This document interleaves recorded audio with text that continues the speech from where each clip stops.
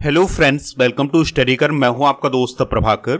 आज के इस इंपॉर्टेंट लेक्चर में हम सभी डिस्कस करने वाले हैं 1 अगस्त 2024 के मोस्ट इंपॉर्टेंट करंट अफेयर्स के क्वेश्चन। तो आप इस पूरे लेक्चर को बहुत ही ध्यान से लास्ट तक जोड़ देखिएगा। पहला और इंपॉर्टेंट क्वेश्चन है, यूपीएससी की अध्यक्ष कौन बनी है? तो प्रीति सूदन को यूपीएससी का नया अध्यक्ष बनाया गया है। ऑप्शन डिस्कस करते हैं। तो आलिया नीलम कौन है? तो यह लाहौर हाईकोर्ट जो कि पाकिस्तान में है उसकी पहली महिला मुख्य न्यायाधीश बनी है। डॉक्टर सौम्या स्वामीनाथन को अभी हाल ही में राष्ट्रीय क्षय रोग उन्मूलन कार्यक्रम के लिए प्रमुख सलाहकार नियुक्त किया गया है। चारुलता एस कार कौन है? तो यह आरबीआई की कार्यकारी निदेशक बनी है। तो केंद्र सरकार ने प्रीति सूदन को यूनियन पब्लिक सर्विस कमीशन यानी यूपीएससी का चेयरमैन नियुक्त किया है। उन्होंने डॉक्टर मनोज सोनी का स्थान लिया है। कुछ समय पहले मनोज सोनी ने व्यक्तिगत कारणों से यूपीएससी के चेयरमैन के पद से इस्तीफा दे दिया था। यूपीएससी एक संवैधानिक निकाय है, यानी इसका वर्णन संविधान में किया गया है। इसकी स्थापना 1 अक्टूबर 1926 को की गई थी।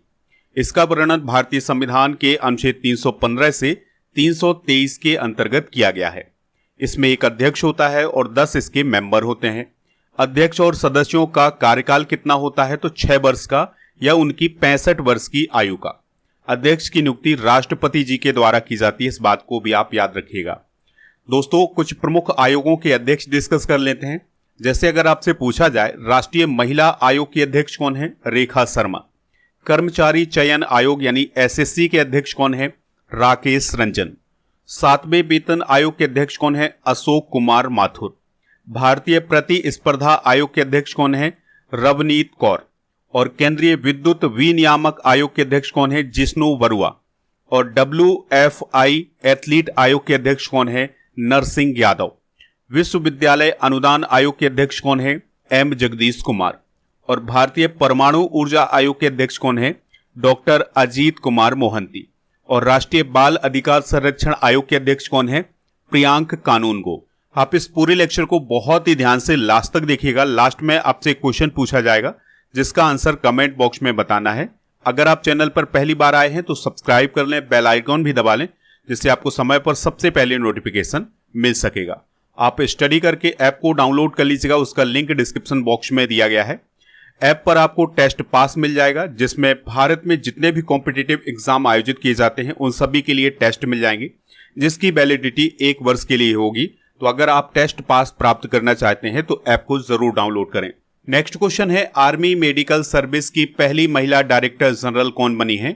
आंसर हो जाएगा साधना सक्सेना नायर। तो साधना सक्सेना नायर अभी हाल ही में आर्मी मेडिकल सर्विस में डायरेक्टर जनरल बनाई गई हैं। भावना कांत की बात करें तो यह गणतंत्र दिवस परेड में भाग लेने वाली पहली महिला फाइटर पायलट हैं। और अवनी चतुर्वेदी वीर गार्जियन वायुसेना अभ्यास जो कि भारत और जापान के बीच आयोजित किया जाता है उसमें शामिल होने वाली पहली भारतीय महिला पायलट बनी है। शिवांगी जोशी की बात करें तो यह नौसेना की पहली महिला पायलट हैं। तो ये फैक्ट भी आप नोट कर लीजिएगा। तो लेफ्टिनेंट जनरल हैं साधना सक्सेना नायर, तो उन्हें आर्मी मेडिकल सर्विस का डायरेक्टर जनरल नियुक्त किया गया है और वह इस पद पर कार्य करने वाली पहली महिला बनी है। उनका कार्यकाल 1 अगस्त 2024 से शुरू हुआ है। हाल ही में चर्चित महिलाएं डिस्कस कर लेते हैं, तो इन सभी को आप नोट कर लीजिएगा। जैसे प्रीति रजक को भारतीय सेना की पहली महिला सूबेदार अभी हाल ही में बनाया गया है। रितु बेहरी उत्तराखंड हाईकोर्ट की पहली महिला मुख्य न्यायाधीश बनी है। नीना सिंह CISF की पहली महिला महानिदेशक बनी है। अक्षता कृष्णमूर्ति मंगल ग्रह पर रोवर संचालित करने वाली पहली भारतीय नागरिक बनी है। मनीषा पाढ़ी भारत की पहली महिला ADC बनी है। गीता राणा लद्दाख में सेना की पहली महिला अफसर बनी है। इसके अलावा कैप्टन गीतिका कौल सियाचिन में तैनात होने वाली पहली महिला चिकित्सा अधिकारी बनी है। प्रमला मलिक ओडिशा विधानसभा की पहली महिला अध्यक्ष हैं। और दीपिका मिश्रा वीरता पदक प्राप्त करने वाली पहली महिला वायुसेना अधिकारी हैं। कैप्टन फातिमा वसीम सियाचिन में एक ऑपरेशनल पोस्ट पर तैनात होने वाली पहली महिला चिकित्सा अधिकारी हैं। रेचल रीव्स ब्रिटेन की पहली महिला वित्त मंत्री हैं। अनामिका बी राजीव भारतीय नौसेना की पहली महिला हेलीकॉप्टर पायलट हैं। सुरमा पाढ़ी ओडिशा की दूसरी महिला विधानसभा अध्यक्ष हैं। Bilkis Mir Paris Olympic jury में शामिल होने वाली पहली भारतीय महिला हैं।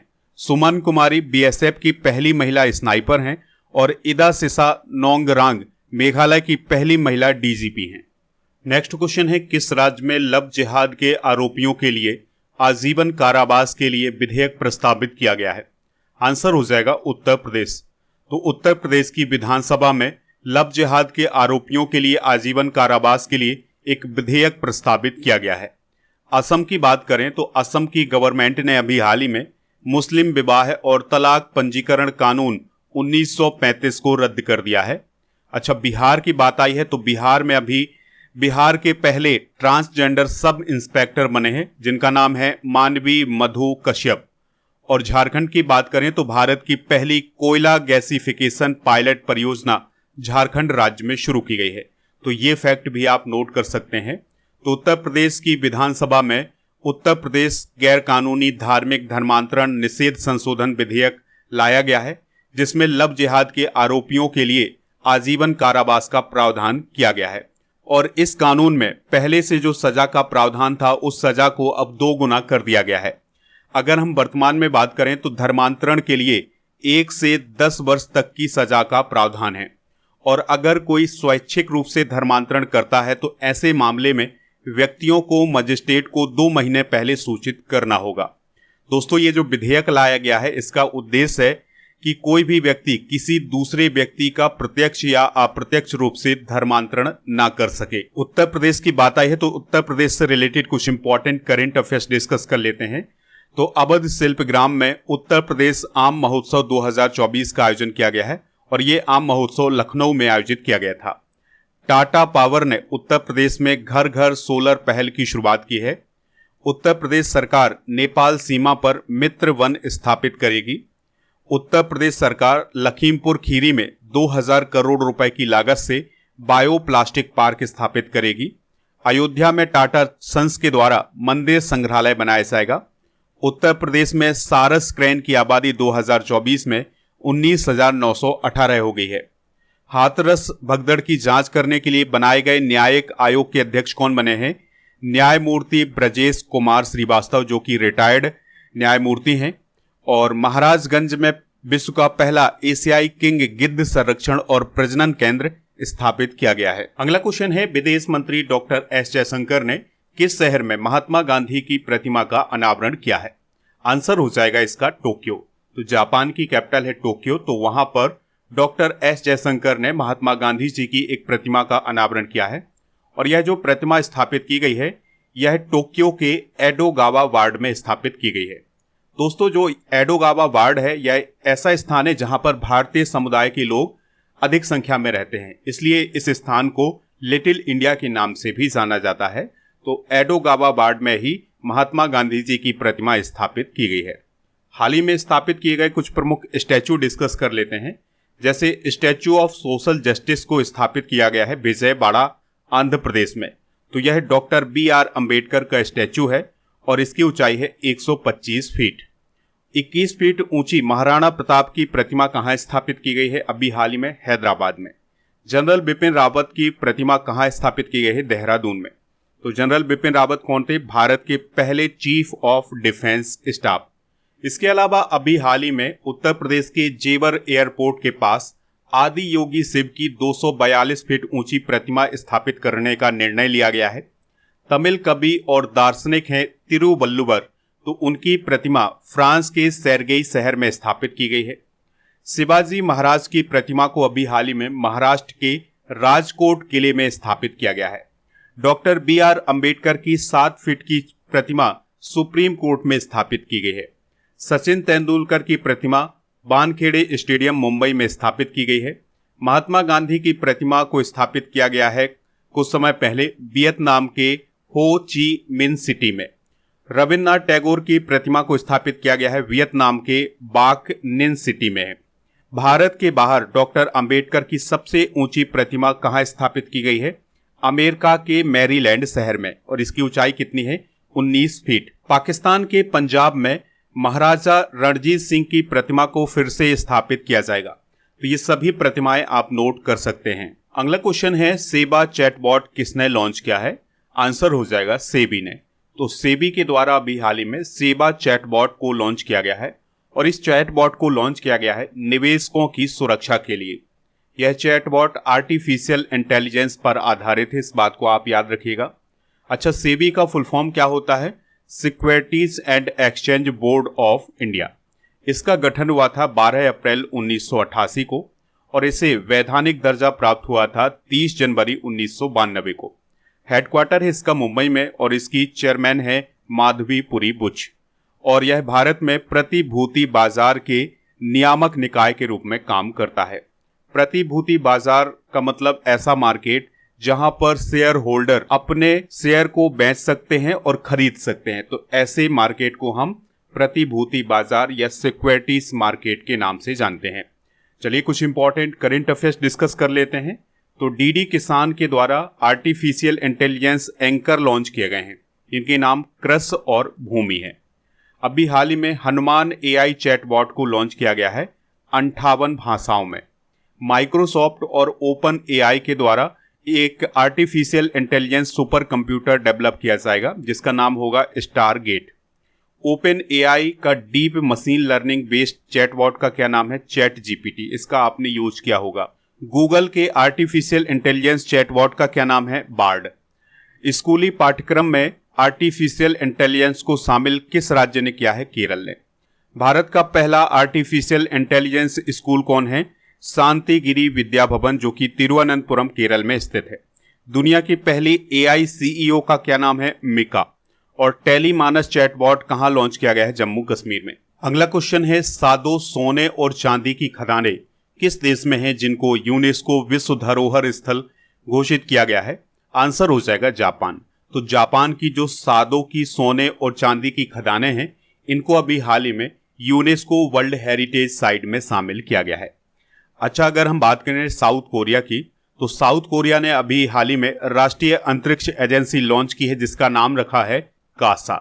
इंडोनेशिया में अभी हाल ही में अनाक क्राकाटोआ ज्वालामुखी में विस्फोट हुआ है और अभी हाल ही में हेनले पासपोर्ट इंडेक्स 2024 जारी किया गया था जिसमें दुनिया का सबसे पावरफुल पासपोर्ट किस देश का था? सिंगापुर का। तो दोस्तों आप याद रखिएगा कि सादो सोने और चांदी की खदानें किस देश में है? जापान में, और इन्हें यूनेस्को की विश्व विरासत सूची में शामिल किया गया है। इन खदानों की शुरुआत 12वीं शताब्दी में हुई थी। इन खदानों के अलावा अभी हाल ही में चाइना के बीजिंग सेंट्रल एक्सेस को भी यूनेस्को के द्वारा विश्व धरोहर सूची में शामिल किया गया है। भारत में पहली बार 21 से 31 जुलाई 2024 तक नई दिल्ली में यूनेस्को की विश्व धरोहर समिति की बैठक की गई है और इसी बैठक के दौरान इन स्थलों को विश्व धरोहर सूची में शामिल किया गया है। तो दोस्तों अभी हाल ही में विश्व धरोहर समिति की बैठक जो नई दिल्ली में आयोजित की गई है उसमें 24 नए स्थलों को यूनेस्को की विश्व धरोहर सूची में शामिल किया गया है जिसमें 19 सांस्कृतिक, 4 प्राकृतिक और 1 मिश्रित श्रेणी का स्थल है। इस प्रकार से अब दुनिया में 1223 विश्व विरासत स्थल हो गए हैं और सबसे अधिक विश्व विरासत स्थल हैं इटली में, यहाँ पर 60 विश्व विरासत स्थल हैं। फिर उसके बाद हैं चाइना में, यहाँ पर 59 विश्व विरासत स्थल हैं। भारत में 43 विश्व विरासत स्थल हैं और अभी हाल ही में यूनेस्को के द्वारा असम के मोइदम को विश्व विरासत स्थल घोषित किया गया है। नेक्स्ट क्वेश्चन है कृषि अर्थशास्त्रियों का 32वां अंतर्राष्ट्रीय सम्मेलन 2024 का आयोजन कहाँ किया जाएगा? आंसर हो जाएगा नई दिल्ली में। तो नई दिल्ली में कृषि अर्थशास्त्रियों का 32वां अंतर्राष्ट्रीय सम्मेलन आयोजित किया जाएगा। अच्छा, बात आई है अबू धाबी की। तो अबू धाबी में 16वां विश्व भविष्य ऊर्जा शिखर सम्मेलन 2024 आयोजित किया गया था। बेंगलुरु में क्षेत्रीय राजभाषा सम्मेलन 2024 हुआ है और वियना ऑस्ट्रिया में परमाणु सुरक्षा पर अंतर्राष्ट्रीय सम्मेलन 2024 का आयोजन किया गया है। तो भारत में 66 साल के बाद कृषि अर्थशास्त्रियों का अंतर्राष्ट्रीय सम्मेलन आयोजित होने वाला है। इससे पहले भारत ने 1958 में इस सम्मेलन की मेजबानी की थी और ये सम्मेलन भारत में 2024 में 2 से 7 अगस्त तक किया जाएगा। और इसकी मेजबानी कौन करेगा? तो पूसा इंस्टीट्यूट नई दिल्ली के द्वारा इस सम्मेलन की मेजबानी की जाएगी। इस सम्मेलन की थीम है सतत कृषि खाद्य प्रणालियों की ओर परिवर्तन। अगर हम पूसा इंस्टीट्यूट की बात करें तो इसे भारतीय कृषि अनुसंधान संस्थान के नाम से जाना जाता है और यह नई दिल्ली में स्थित है। इसका काम कृषि अनुसंधान, शिक्षा और विस्तार के लिए काम करना, और इस संगठन का गठन हुआ था 1 अप्रैल 1905 को। अगला क्वेश्चन है, किस टाइगर रिजर्व में बिजली प्रोडक्शन के लिए पवन टरबाइन स्थापित की गई है? आंसर हो जाएगा पेरियार टाइगर रिजर्व में। तो केरल के पेरियार टाइगर रिजर्व में बिजली के प्रोडक्शन के लिए एक पवन टरबाइन स्थापित की गई है। यहाँ पर आप उस पवन टरबाइन को देख सकते हैं। तो इस टरबाइन के माध्यम से बिजली का प्रोडक्शन किया जाएगा, जिससे वहां पर वाईफाई कनेक्टिविटी को उपलब्ध कराया जाएगा और जो रियल टाइम कैमरे हैं उनको भी वहां पर लगाया जाएगा। पेरियार टाइगर रिजर्व की बात करें तो यह केरल के पहाड़ी पश्चिमी घाट में स्थित है। चलिए कुछ प्रमुख टाइगर रिजर्व डिस्कस करते हैं, जैसे कार्बेट टाइगर रिजर्व उत्तराखंड में है, सुंदरबन पश्चिम बंगाल में, रणथंबोर राजस्थान में, पलामू झारखंड में, सिमलीपाल उड़ीसा में, मेलघाट महाराष्ट्र में, सरिस्का राजस्थान में, इंद्रावती छत्तीसगढ़ में। बक्सा टाइगर रिजर्व है पश्चिम बंगाल में, नागार्जुन सागर श्रीशैलम है आंध्र प्रदेश में, नामदफा अरुणाचल प्रदेश में, दुधवा उत्तर प्रदेश में, और कलाकड मुंदनथरई टाइगर रिजर्व है तमिलनाडु में, और वाल्मीकि टाइगर रिजर्व है बिहार। अगला क्वेश्चन है, मृदु पवन दास किस देश में भारत के हाई कमिश्नर बनाए गए हैं? आंसर हो जाएगा रवांडा। तो रवांडा देश में भारत के हाई कमिश्नर मृदु पवन दास बनाए गए हैं। और आपको याद रखना है कि ऑस्ट्रेलिया में गोपाल बागले भारत के राजदूत हैं, ऑस्ट्रिया में शंभू एस कुमारन और चिली में अभिलाषा जोशी। तो केंद्र सरकार ने मृदु पवन दास को रवांडा में भारत का अगला हाई कमिश्नर नियुक्त किया है। रवांडा की बात करें तो यह अफ्रीका महाद्वीप में स्थित है और इस देश को हजारों पहाड़ियों की भूमि के नाम से जाना जाता है। किगाली इसकी कैपिटल है। रवांडा फ्रैंक करेंसी है और यहाँ के जो प्रेसिडेंट हैं वो हैं पॉल कागामे। इनकी नियुक्ति अभी हाल ही में की गई है। अगला क्वेश्चन है, ईरान में इस्माइल हनीयेह की हत्या कर दी गई है, उसका संबंध किस संगठन से था? आंसर हो जाएगा हमास। तो हमास संगठन का पॉलिटिकल चीफ था कौन? इस्माइल हनीयेह। तो इसकी हत्या ईरान में कर दी गई है।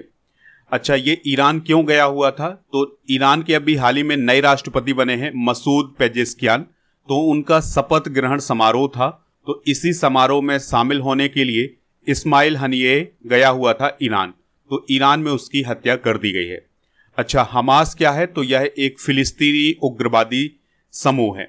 हमास के द्वारा 7 अक्टूबर 2023 को इजराइल पर हमला किया गया था, जिसमें 1195 लोगों की जान चली गई थी। इसके बाद इजराइल ने गाजा पट्टी पर हमला किया और उसमें अब तक 39,400 फिलिस्तीनी मारे गए हैं। अच्छा, आपको याद रखना है कि इजराइल और हमास के जब हमले शुरू हुए थे उस समय भारतीयों को वहां से वापस लाने के लिए भारत ने ऑपरेशन अजय चलाया था। तो दोस्तों, ये थे आज के करंट अफेयर्स के क्वेश्चन। चलिए अब हम कल के करंट अफेयर्स के क्वेश्चन एक बार रिवाइज कर लेते हैं।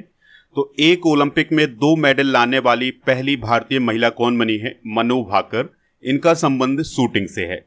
इंग्लिश चैनल पार करने वाली सबसे कम उम्र की और सबसे तेज पैरा तैराक कौन बनी है?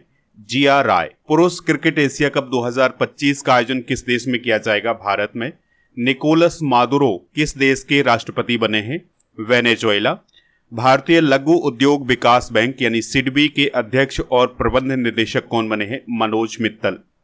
किस राज्य में लैंडस्लाइड होने से 119 से अधिक लोगों की मौत हो गई है? केरल। रोहन बोपन्ना का संबंध किस खेल से था जिन्होंने संन्यास ले लिया है? Tennis. Ideas for life portal किसने लॉन्च किया है? भूपेंद्र यादव ने। 54वें अंतर्राष्ट्रीय भौतिकी ओलंपियाड में भारत ने कौन सा स्थान हासिल किया है? चौथा। टाइम पत्रिका ने विश्व के 2024 के सबसे महान स्थानों की सूची में भारत के कितने स्थलों को शामिल किया है? आंसर हो जाएगा 3।